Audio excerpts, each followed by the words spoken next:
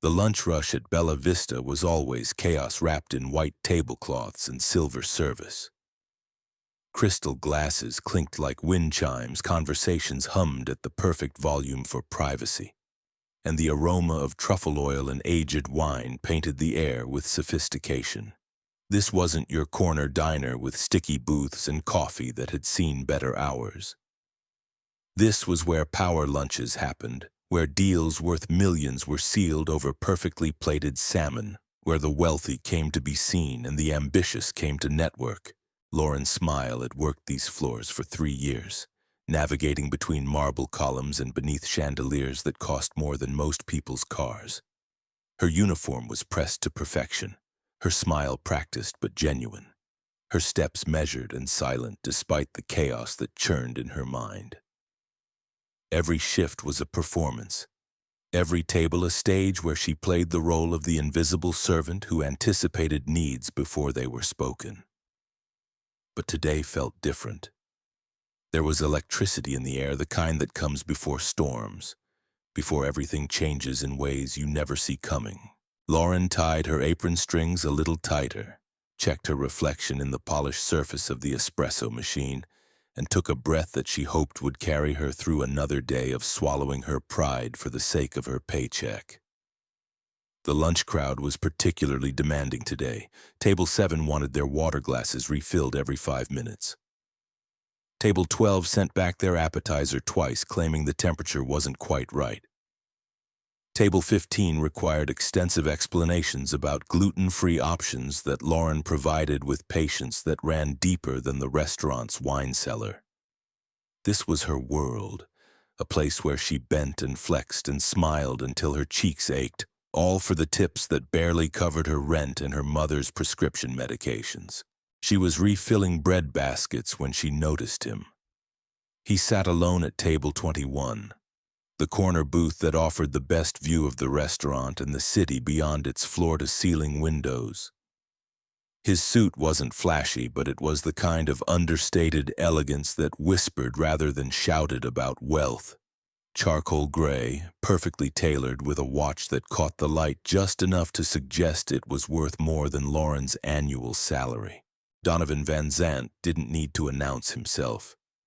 His presence was magnetic in that quiet, dangerous way of men who had built empires with their bare hands and still remembered what it felt like to be hungry. He read through documents while eating, occasionally glancing up to observe the restaurant with the calculating gaze of someone who noticed everything and forgot nothing. Lauren had served him twice before. He was polite, efficient, and tipped exactly 20% down to the penny.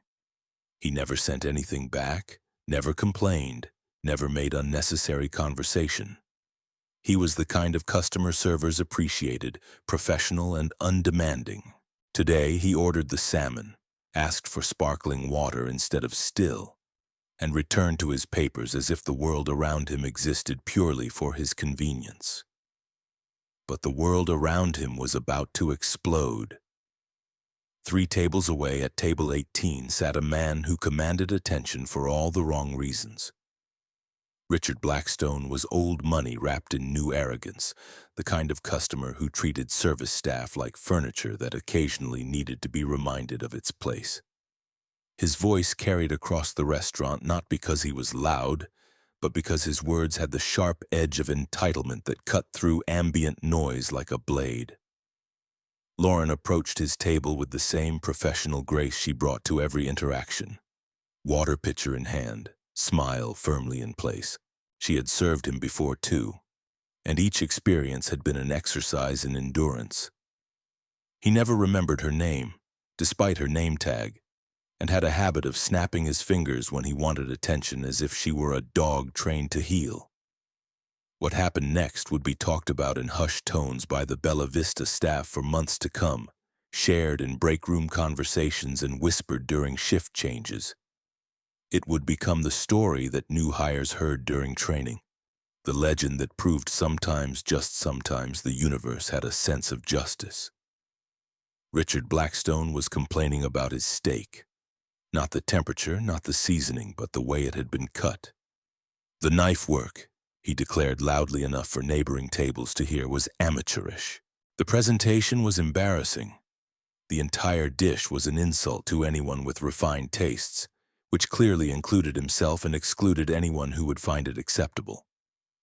Lauren listened with the practiced patience of someone who had weathered worse.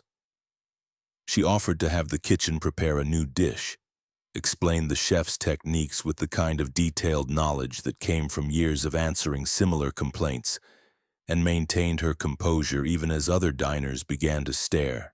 But Richard Blackstone wasn't interested in solutions. He was interested in theater, in the performance of power that came from making someone else smaller. His voice rose as he described the inadequacies of the service, the clear decline in standards that had infected establishments that used to maintain dignity. He gestured dramatically with his fork, pointing it at Lauren as if she were personally responsible for every perceived slight he had ever endured in a restaurant. And then he said the words that would change everything. The insult wasn't loud. It wasn't shouted across the restaurant or delivered with theatrical flair. It was spoken in the low, venomous tone of someone who believed their words carried the weight of absolute truth. But every person within 3 tables heard it clearly, including Donovan Van Zant, who looked up from his documents with the sudden focus of a predator who had caught an interesting scent. Richard Blackstone called Lauren something that made the elderly woman at table 19 gasp audibly. Something that made the young couple at table 20 stop mid-conversation and stare in shock. Something that made the entire restaurant seem to hold its breath as the weight of the moment settled over the dining room like fog rolling in from the harbor. For a heartbeat, Lauren stood frozen. The water pitcher trembled slightly in her hand, and something flickered across her face that wasn't quite surprise and wasn't quite hurt. It was the look of someone who had been pushed beyond their breaking point and was calculating the cost of what came next. The silence stretched like a wire about to snap. Other servers had stopped moving, frozen in place as they watched the drama unfold. The kitchen staff, visible through the pass window, had gone quiet. Even the soft jazz playing through the restaurant's sound system seemed to fade into the background. Lauren set the water pitcher down on the table with deliberate care. Her hands were steady now, her voice calm and clear when she finally spoke. What she said next wasn't shouted or delivered with anger. It was spoken in the tone of someone who had found their line in the sand and decided that today, right here, right now, she would not cross it. Her words carried across the restaurant like ripples across still water, reaching every corner of the dining room and settling into the consciousness of everyone who heard them. She didn't insult Richard Blackstone in return. She didn't match his venom with her own. Instead, she did something far more powerful and infinitely more dangerous. She told him the truth. She spoke about dignity and respect, about the difference between service and servitude, about the basic human decency that should exist between all people regardless of the size of their bank accounts or the thread count of their shirts. Her voice never wavered, never cracked, never betrayed the 3 years of swallowed pride that had led to this moment. The restaurant was so quiet that the clink of ice settling in water glasses sounded like thunder. Richard Blackstone's face cycled through emotions, surprise, anger, indignation, settling finally on a shade of red that suggested his blood pressure had reached dangerous levels. But it wasn't Richard Blackstone's reaction that would matter in the end. It was the man in the corner booth, the one who had been quietly observing the entire interaction with the analytical gaze of someone who recognized something extraordinary when he saw it. Donovan Van Zant had witnessed countless displays of wealth, power, and privilege throughout his life. He had seen people grovel and others dominate. He had watched the dance between the powerful and the powerless played out in boardrooms and ballrooms across the world. But what he had just witnessed was different. He had seen courage in its purest form, dignity under fire, the kind of strength that couldn't be bought or sold or inherited. He had seen someone refuse to be diminished by someone else's need to feel superior. And in that moment, As Lauren's smile stood her ground in front of a restaurant full of strangers, Donovan Van Zant made a decision that would change both of their lives forever. The aftermath was swift and brutal. Richard Blackstone demanded to speak to the manager, his voice now loud enough to reach the kitchen. Other diners shifted uncomfortably in their seats, unsure whether to applaud or pretend they hadn't witnessed what had just unfolded. The manager appeared with the practiced urgency of someone who knew that complaints from customers like Richard Blackstone could end careers in close restaurants. Lauren knew what came next. She had seen it happen to other servers who had dared to push back against unreasonable customers. There would be apologies, explanations, and ultimately consequences that would fall entirely on her shoulders. The customer was always right, even when they were absolutely wrong, and servers who forgot that fundamental rule of the service industry rarely got second chances. But as she stood there, facing the inevitable end of her job and quite possibly her career in the restaurant industry, Lauren felt something she hadn't experienced in years. She felt proud. For once in her life, she had refused to make herself smaller so someone else could feel bigger. For once, she had chosen her dignity over her paycheck. What she didn't know was that her choice had been witnessed by someone who had the power to ensure that her courage wouldn't go unrewarded. Someone who understood that true character was revealed not in moments of comfort, but in moments of crisis when everything was on the line and the easiest path was surrender. The story was just beginning, and the consequences of Lauren's stand would ripple outward in ways that no one in that restaurant could have possibly imagined. The manager arrived with the hurried steps of someone who had been summoned to put out a fire. Marcus Chen had worked in high-end hospitality for 15 years, and he could read the temperature of a room the way sailors read storm clouds. The tension at table 18 was thick enough to cut with a butter knife, and he knew that whatever had transpired here would require all of his diplomatic skills to resolve. He was a slight man with graying temples and the kind of calm demeanor that came from years of managing the egos and expectations of the wealthy. His suit was impeccable but not flashy, his manner professional but warm. He had built his career on the principle that every problem had a solution if you were willing to find the right combination of apology, accommodation, and strategic maneuvering. But as he approached the table, taking in Richard Blackstone's furious expression and Lauren's quiet defiance, Marcus realized that this situation was unlike anything he had encountered before. The usual playbook of customer service recovery might not be sufficient here. This wasn't about an overcooked steak or slow service. This was about something far more fundamental and far more dangerous. Richard Blackstone launched into his complaint before Marcus had even reached the table. His voice carried the authority of someone accustomed to immediate compliance, each word carefully chosen to establish dominance and demand satisfaction. He described Lauren's behavior as insubordinate, unprofessional, and completely unacceptable for an establishment of Bella Vista's caliber.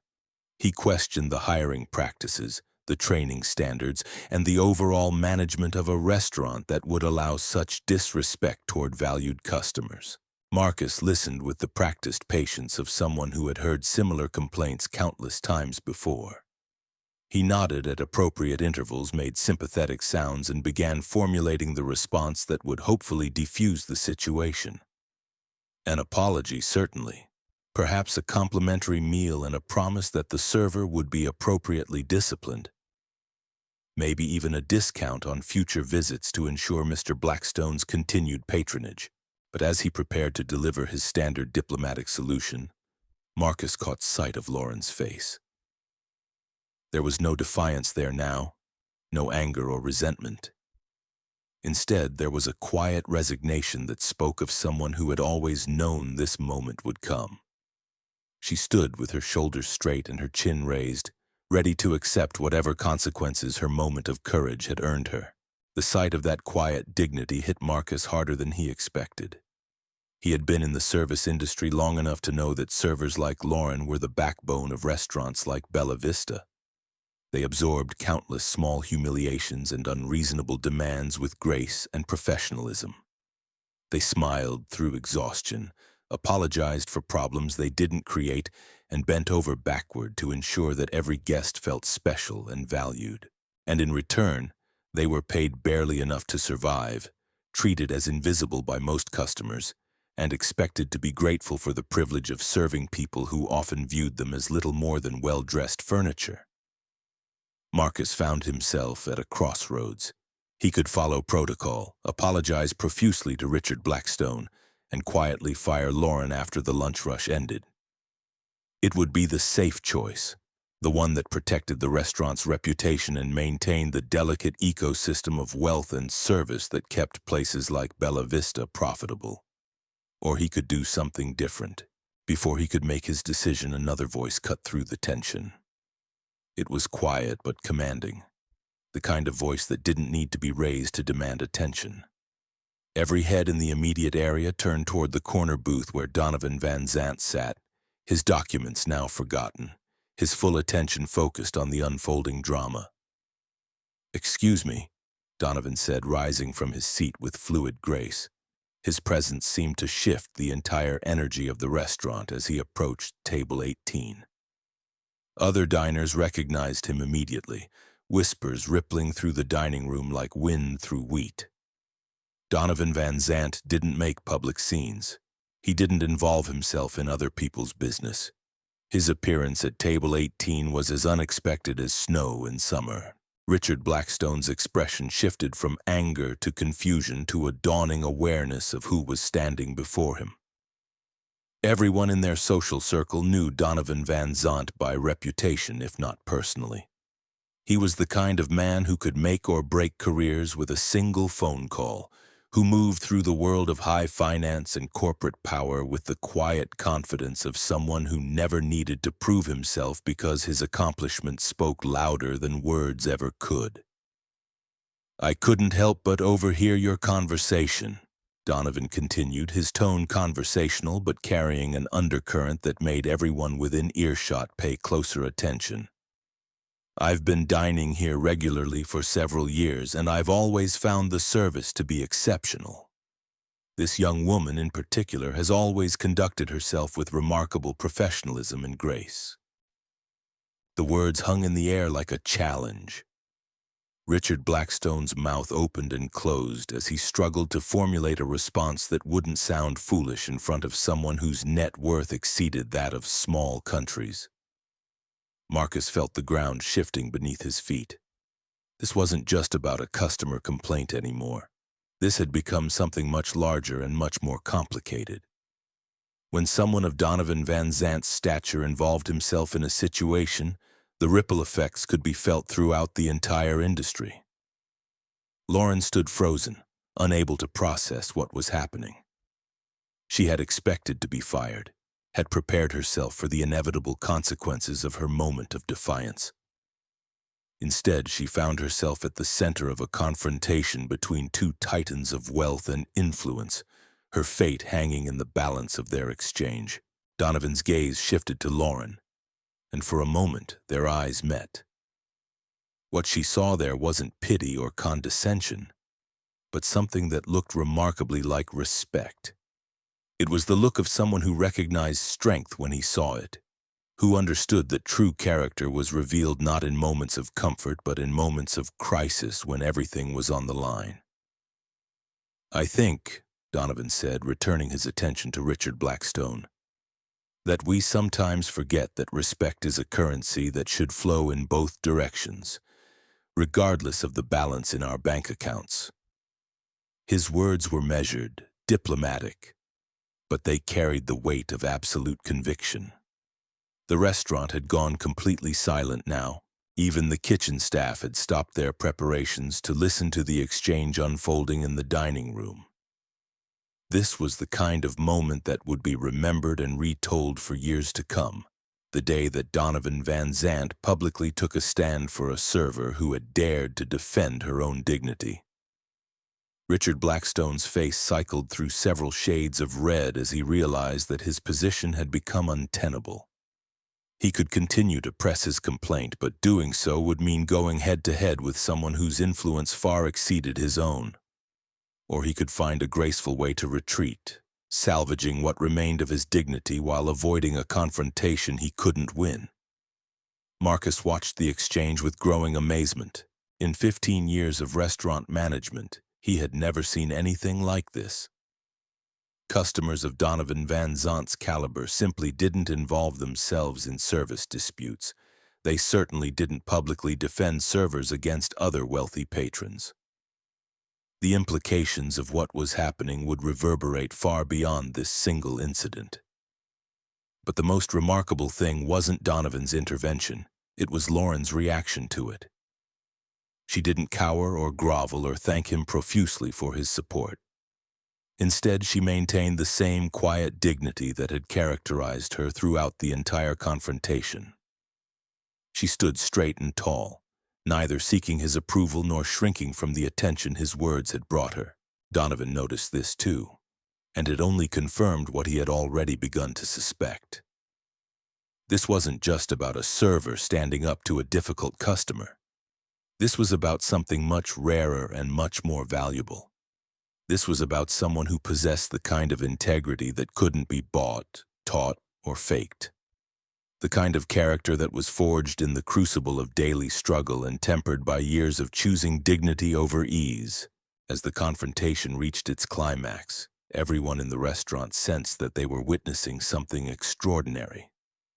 The outcome of this moment would determine not just Lauren's immediate future, but would set in motion a chain of events that would transform her life in ways that no one, not even Donovan Van Zant himself, could have fully anticipated. The story was about to take a turn that would surprise everyone involved, including the woman at the center of it all. The silence stretched like a taut wire ready to snap. Richard Blackstone found himself trapped between his wounded pride and the growing realization that he had miscalculated dramatically. The man standing before him wasn't just wealthy. He was untouchable in ways that money alone couldn't buy. Donovan Van Zant's influence extended far beyond bank accounts and stock portfolios. He was the kind of man who could end careers with a casual conversation at the country club, who could make or break business deals with a single phone call. Perhaps, Richard finally managed, his voice considerably quieter than it had been moments before. I was hasty in my assessment. The words tasted like ash in his mouth, but pride was a luxury he could no longer afford in this particular battle. Donovan nodded once, a gesture that somehow managed to be both gracious and dismissive. We all have moments where our better angels could use a reminder to speak louder than our frustrations. His tone remained conversational, but there was steel beneath the silk of his words. Marcus Chen stepped forward, sensing an opportunity to guide the situation toward resolution. Mr. Blackstone, please allow me to personally ensure that your dining experience meets our usual standards. Perhaps we could prepare something special from our chef's selection. But Richard Blackstone was already reaching for his wallet, his movements sharp and brittle. That won't be necessary. I find I've lost my appetite. He threw several bills on the table, far more than his meal had cost, and stood abruptly. His exit was swift but not quite rushed, the retreat of a man who knew when he was outmatched but refused to run. As the restaurant's atmosphere slowly began to normalize, conversations resuming in hushed tones and silverware once again clinking against china, Donovan turned his full attention to Lauren. She remained where she had stood throughout the entire confrontation, neither cowering nor celebrating, simply present in that moment with a composure that continued to impress him. "Miss," he said, glancing at her name tag. "Miss Smile. That's quite fitting, though I suspect you haven't felt much like smiling today." Lauren's response surprised everyone within earshot, including herself. "Actually, Mr. Van Zant, I think today might be the first day in 3 years that my smile has been completely genuine." The honesty of her words, delivered without calculation or attempt to curry favor, struck Donovan with unexpected force. Here was someone who had just risked everything for a principle, who had stared down potential unemployment and financial ruin rather than compromise her dignity, and her primary emotion wasn't relief or gratitude but authenticity. Marcus cleared his throat gently. "Lauren, perhaps you'd like to take a few minutes to compose yourself. I can have Sandra cover your remaining tables." But Donovan raised a hand, a subtle gesture that somehow commanded immediate attention. "Actually, if Miss Smile doesn't mind, I'd like to have a word with her." Privately, the request sent a ripple of whispers through the nearby tables. Donovan Van Zant didn't have private conversations with restaurant staff. He didn't involve himself in the personal affairs of service workers. His world operated on an entirely different level, one where interactions were filtered through assistants and scheduled weeks in advance.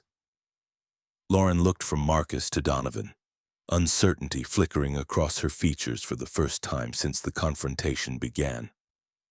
"I'm still on shift, sir. I have other tables to attend to." "I'll compensate the restaurant for your time," Donovan said simply, "and I promise this won't take long." Marcus nodded quickly, recognizing both an opportunity and an order that couldn't be refused. "Of course. Lauren, please take whatever time you need." Donovan gestured toward his corner booth, and Lauren followed him across the dining room. Every eye in the restaurant tracked their movement, conversations pausing mid-sentence as patrons tried to process what they were witnessing. The billionaire and the waitress moving through the same space but from entirely different worlds, about to have a conversation that would reshape both of their lives. They sat across from each other, the white tablecloth and crystal glasses between them serving as a stark reminder of the vast economic chasm that separated their daily realities. Donovan's lunch sat half-finished, his documents neatly stacked to one side, his full attention focused on the young woman who had just demonstrated more courage than most people showed in a lifetime. "I need to ask you something," Donovan began, his voice quiet enough that their conversation couldn't be overheard by the neighboring tables. "And I want you to answer honestly, not the way you think I want to hear it." Lauren nodded, her hands folded in her lap, her posture straight despite the exhaustion that was beginning to creep into her features as the adrenaline of confrontation slowly faded. "Why?"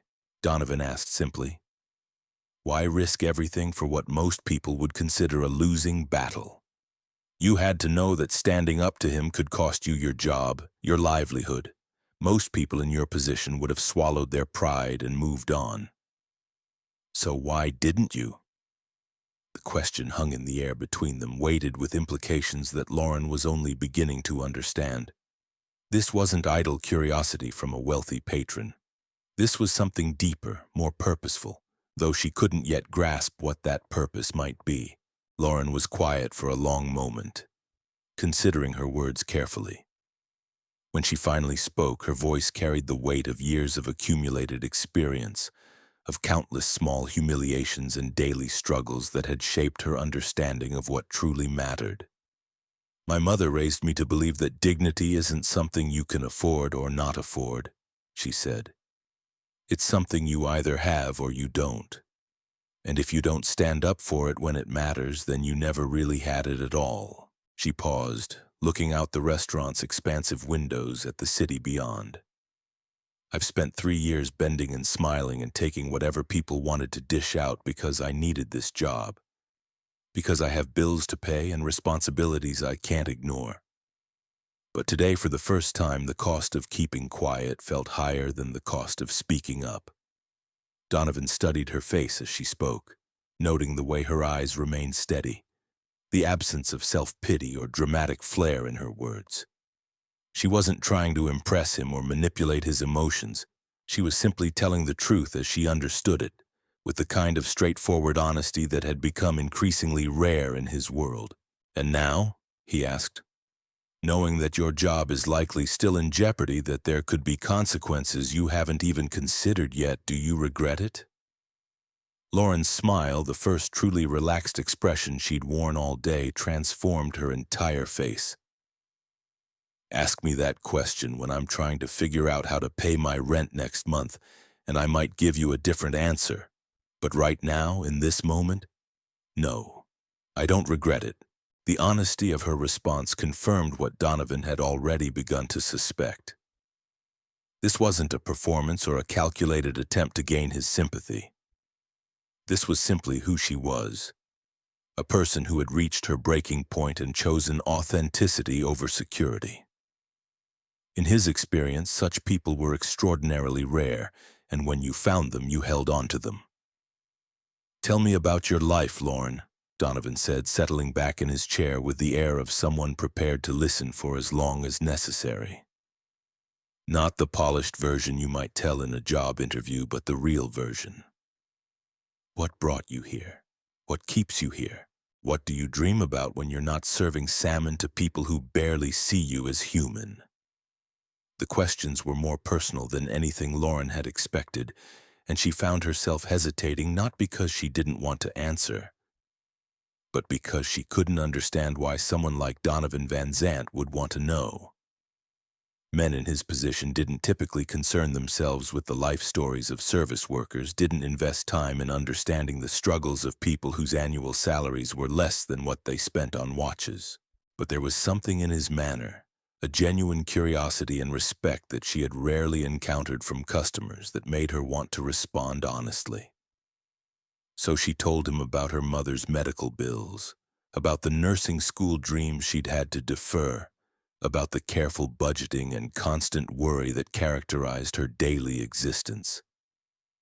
She spoke about the dignity she found in honest work, even work that others might consider beneath them, and about the small victories that kept her going when everything seemed impossible. As she talked, Donovan found himself increasingly impressed not just by her resilience but by her perspective. She didn't speak with bitterness about her circumstances or resentment toward those who had more. Instead, she demonstrated a clarity of values and strength of character that money couldn't buy and privilege couldn't teach. When she finished, the restaurant around them had grown quieter, the lunch rush winding down as afternoon shadows began to stretch across the dining room floor. Donovan sat in contemplative silence for several moments, processing what he had heard and considering the decision that was crystallizing in his mind. "Lauren," he said finally, "I'm going to make you an offer, and I want you to understand that this isn't charity and it's not some misguided attempt at playing savior. This is business based on what I've observed about your character and your capabilities." He leaned forward slightly, his voice taking on the focused intensity that his business associates would have recognized immediately. "I own several companies, and I'm always looking for people with integrity, intelligence, and the kind of courage you demonstrated today. Those qualities are far more valuable than any degree or credential, and they can't be taught or bought." Lauren felt her heart begin to race, though she tried to keep her expression neutral. She had learned long ago not to get her hopes up when wealthy patrons made vague promises about opportunities or connections that rarely materialized into anything concrete. "I'm listening," she said simply, her voice steady despite the anticipation building in her chest. Donovan smiled, recognizing her cautious optimism and respecting her refusal to appear desperate or overeager. "I have a position opening in one of my companies, something that would utilize your people skills and your ability to think on your feet. It would require some training, certainly, but nothing you couldn't handle. The salary would be significantly higher than what you're making here, with full benefits and genuine opportunities for advancement." The offer hung in the air between them like a bridge spanning two different worlds. Lauren stared at him, trying to process the magnitude of what he was proposing while simultaneously guarding against the possibility that this was some kind of elaborate joke or test. "Why?" she asked, the same question he had posed to her earlier. "Why me? You don't know me. You don't know what I'm capable of beyond serving food and standing up to difficult customers." Donovan's smile broadened, appreciation flickering in his eyes. Because in the space of 15 minutes, you've shown me more about your character than most people reveal in years of working relationship. You chose principle over security, dignity over comfort. You maintained your composure under pressure and spoke truth to power without losing your professionalism or your humanity. He paused, his expression growing more serious. Those are the qualities I build my companies on, Lauren. Technical skills can be taught. Character cannot. And what I witnessed today tells me everything I need to know about yours. You must... The weight of possibility settled around Lauren like a warm coat on a cold day. This wasn't just about a job, she realized. This was about the chance to step into a completely different life, to trade the constant struggle of financial insecurity for stability and opportunity. It was the kind of break that people dreamed about but rarely experienced, the sort of life-changing moment that existed more in fairy tales than in the real world. But even as hope bloomed in her chest, caution whispered warnings in her ear. Things this good didn't happen to people like her, not without strings attached or hidden costs that would reveal themselves later. She had learned to be suspicious of offers that seemed too generous, too convenient, too perfectly timed to her moment of crisis. Yet, looking across the table at Donovan Van Zandt, seeing the sincerity in his expression and the respect in his manner, Lauren found herself believing that maybe, just maybe, this was exactly what it appeared to be. An opportunity earned not through luck or manipulation, but through the simple act of refusing to compromise her values when it mattered most. The restaurant continued its quiet rhythm around them, but for Lauren, the entire world had narrowed to this table, this moment, this choice that would determine the trajectory of everything that came next. She took a deep breath, feeling the weight of possibility and responsibility settling on her shoulders like a mantle she was finally ready to wear. "I accept," Lauren said, the words emerging with a clarity that surprised even her. No hesitation, no stammering qualifications or nervous laughter. Just two simple words that would reshape the trajectory of her entire existence. Donovan's eyes reflected something that might have been satisfaction, but it was tempered with the kind of measured approval that came from years of making high-stakes decisions. "Good. There's just one condition I need to mention before we move forward." Lauren's stomach tightened slightly. Here it comes, she thought, the catch that would reveal this opportunity to be less miraculous than it appeared. "You'll need to give proper notice here," Donovan continued. 2 weeks handled professionally, no bridges burned, no dramatic exits. The way you leave one position says everything about how you'll handle the next one. The condition was so reasonable, so unexpectedly considerate, that Lauren almost laughed with relief. She had braced herself for demands that would compromise her values or expectations that would prove impossible to meet. Instead, he was asking her to maintain the same professionalism that had defined her work at Bella Vista. "Of course," she agreed. "Marcus has been good to me. The restaurant deserves proper notice." Donovan reached into his jacket and withdrew a business card, but not the standard corporate rectangle that most executives carried. This was heavier, more substantial, with his name embossed in simple black letters against cream-colored stock. On the back, he wrote a phone number. "This is my direct line," he said, the card across the table. "Call sliding me tomorrow evening and we'll discuss the specifics. Salary, benefits, start date, everything you'll need to know to make this transition as smooth as possible." Lauren took the card with fingers that trembled slightly, though whether from excitement or disbelief she couldn't say.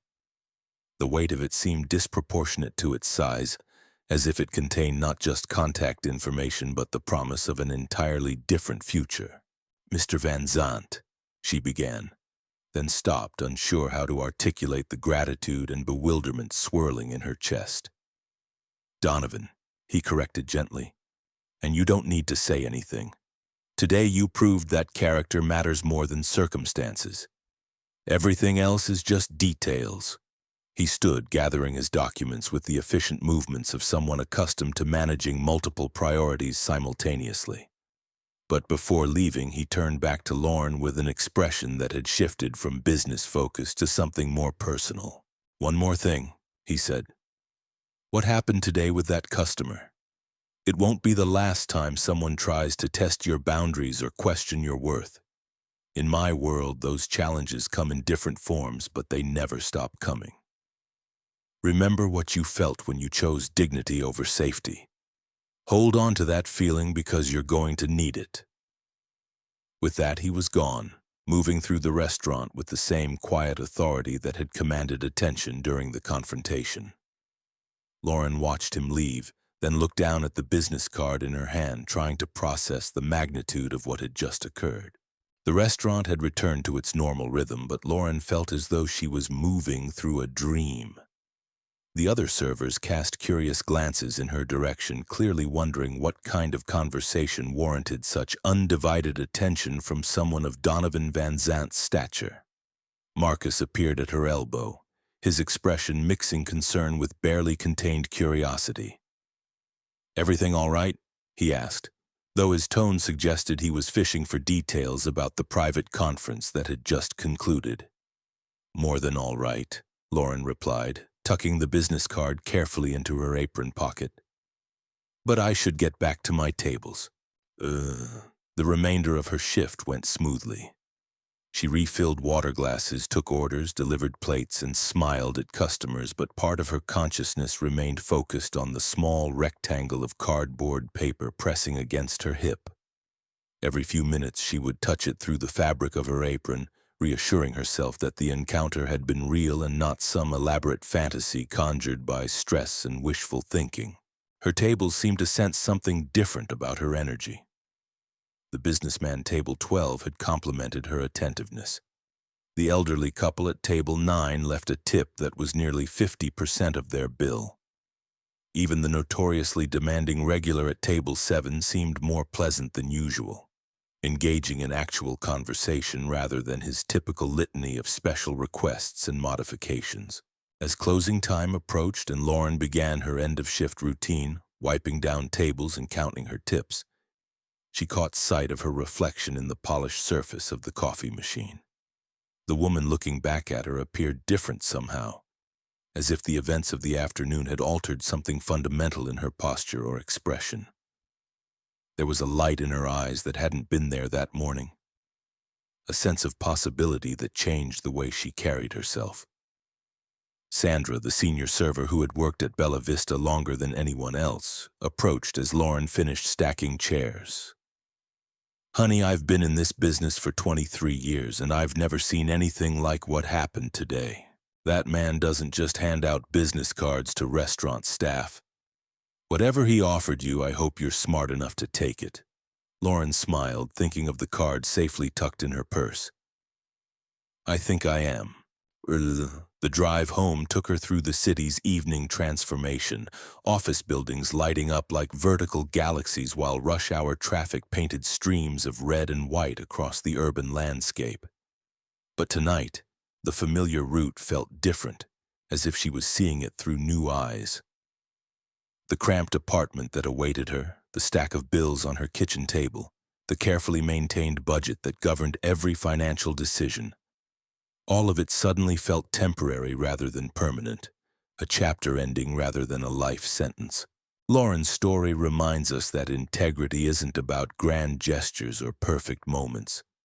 It's about the choice to stand firm when everything inside you wants to bend. Her courage in that restaurant didn't just change her own life, it revealed a profound truth about human dignity and the power of authentic character. Sometimes the universe rewards those who refuse to compromise their values, even when the cost seems too high to bear. What would you have done in Lauren's position? Share your thoughts below and remember to subscribe for more stories that reminds us that ordinary people can achieve extraordinary things.